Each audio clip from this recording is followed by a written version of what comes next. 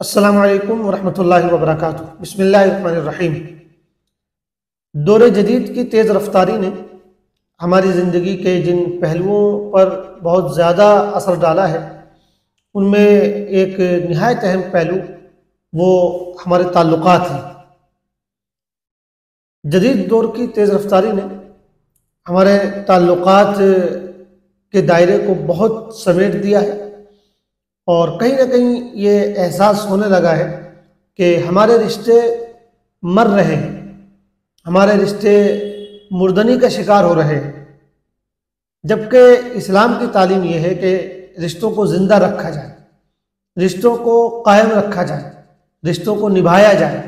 چنانچہ خود قرآن مجید میں 50 جگہ اللہ تعالیٰ نے رشتہ داروں کا خیال کرنے، ان کے حقوق ادا کرنے اور ان کے اوپر دھیان اور توجہ رکھنے کا حکم دیا ہے، اور یہ تعلیم دی ہے کہ اپنے رشتہ داروں کی خبرگیری کرتے رہو، ان کی ضرورتیں پوری کرتے رہو، اور وہ کبھی بھی تمہاری توجہ سے غافل نہ ہونے پائیں۔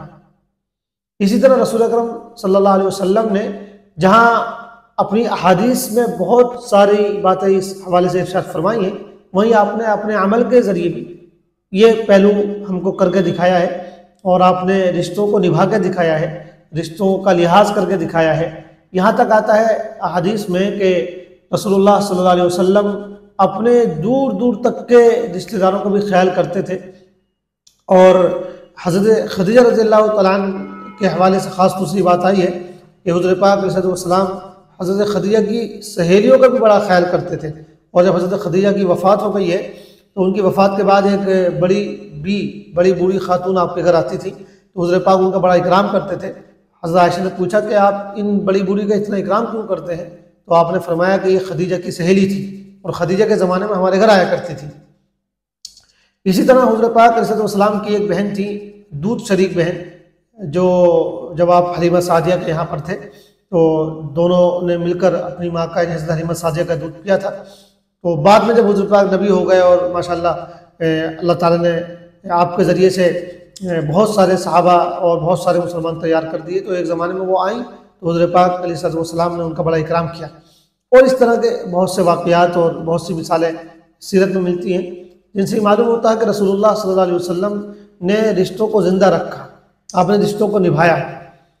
آج افسوس یہ ہے کہ ہم اپنی زندگی میں اتنے مشغول ہو گئے ہیں، یا یوں کہیے کہ لاپرواہ ہو گئے ہیں، کہ اب ہم اپنے رشتہ داروں کی طرف سے غافل ہوتے چلے جا رہے ہیں۔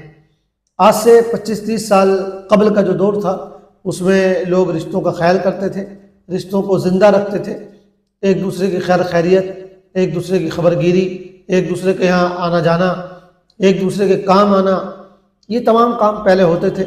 مگر اب ہماری تیز ترین زندگی نے اور ہماری مصروفیات نے، یہ یوں کہیے کہ ہماری لاپرواہی اور غفلت نے ہمیں یہاں تک پہنچا دیا ہے کہ اب سالہ سال گزر جاتے ہیں اور ہمیں اپنے رشتہ داروں کی پرواہ بھی نہیں ہوتی ہے۔ یہ اسلام کی تعلیم کے بالکل خلاف ہے، اور یہ اسلامی کلچر نہیں ہے۔ اسلامی کلچر یہ ہے کہ ہم کتنے بھی مصروف کیوں نہ ہوں، کتنے بھی مشغول کیوں نہ ہوں، کسی بھی کام میں کیوں نہ ہو، لیکن ہمیں وقتاً فوقتاً اپنے رشتہ داروں کی خبرگیری کرتے رہنا چاہیے، ان کے یہاں آمد و رفت کا سلسلہ جاری رکھنا چاہیے، اور بوقت ضرورت ان کے کام آنے کی پوری کوشش کرنی چاہیے۔ تو آج ہمارے رشتے مرے ہوئے، رشتوں پر مردنی چھائی ہوئی ہے۔ ضرورت اس بات کی کہ رشتوں کو زندہ رکھا جائے۔ ہم باقاعدہ اس کو اپنے پلان میں شامل کریں کہ میں مہینے میں فلاں دن فلاں رشتہ داروں سے بات کرنی ہے، اپنی ایک روٹین بنائیں، اپنا ایک شیڈول بنائیں کہ ہم فلاں مہینے میں فلاں چھٹی کے دن فلاں رشتہ دار کے گھر جائیں گے، اور پھر فلاں رشتہ دار کے گھر جائیں گے۔ یہ ہمارے نظام کا حصہ ہونا چاہیے۔ کم سے کم مہینے میں، 2 مہینے میں، 3 مہینے میں ہم اپنے رشتہ داروں کے یہاں جائیں، ان کی خیریت پوچھیں، یا کچھ نہیں کر سکتے ہیں تو کم سے کم ان سے فون کے ذریعے ان کی خیریت معلوم کر لیں۔ مطلب تعلقات زندہ رہنے چاہیے، یہ معلوم ہونا چاہیے کہ ہاں بھائی ہمارا ان سے رشتہ ہے۔ ایسا نہیں کہ پورا سال گزر گیا، 2 سال گزر گئے، 5 سال گزر گئے اور پتہ ہی نہیں ہے کہ خالو کا کیا حال ہے اور ماموں کا کیا حال ہے اور پھوپھا کا کیا حال ہے. لیکن آج ہمارا سماج اسی راستے پر چل رہا ہے، اور اب جو نئی جنریشن ہے خاص طور سے، انہیں تو رشتوں سے کوئی مطلب ہی نہیں ہے. اب تو یہ موبائل ہم سب کے ہاتھ میں آ گیا ہے. اس موبائل نے ہماری زندگیوں کو اتنا کہہ لیجیے کہ مشغول کر دیا ہے یا اتنا لایعنی بنا دیا ہے کہ اب ہم سب کو موبائل کے علاوہ کسی سے کوئی مطلب نہیں ہے. ہمارا جو سارا رشتہ ہے وہ بس موبائل سے رشتہ ہے. دن بھر رات بھر ہمیں اسی رشتے کو نبھانا ہوتا ہے. اس لیے جو ہمارے حقیقی رشتہ دار ہیں، جو انسانی رشتہ دار ہیں، ہم ان سے دور ہوتے چلے جا رہے ہیں.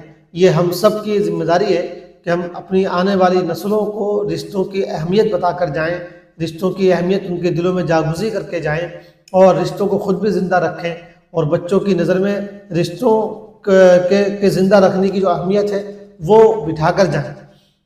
اور یہ ہوگا جب ہم خود اپنے بچوں کے ساتھ اپنے رشتہ داروں کے یہاں جائیں گے، ان سے تعلقات رکھیں گے، وقتاً فوقتاً فون پر ان سے گفتگو کرتے رہیں گے، اور بوقت ضرورت ان کی مدد کرتے رہیں گے.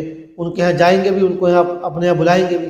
یہ جب تک ہم نہیں کریں گے اس وقت تک رشتے زندہ نہیں رہ سکتے. تو آج کی اس دنیا میں یہ بہت ضروری میسج ہے کہ رشتوں کو زندہ رکھا جائے، رشتوں کو مرنے نہ دیا جائے. اللہ تعالی ہم سب کو عمل کی توفیق عطا فرمائے. آمین. والسلام علیکم ورحمۃ اللہ وبرکاتہ.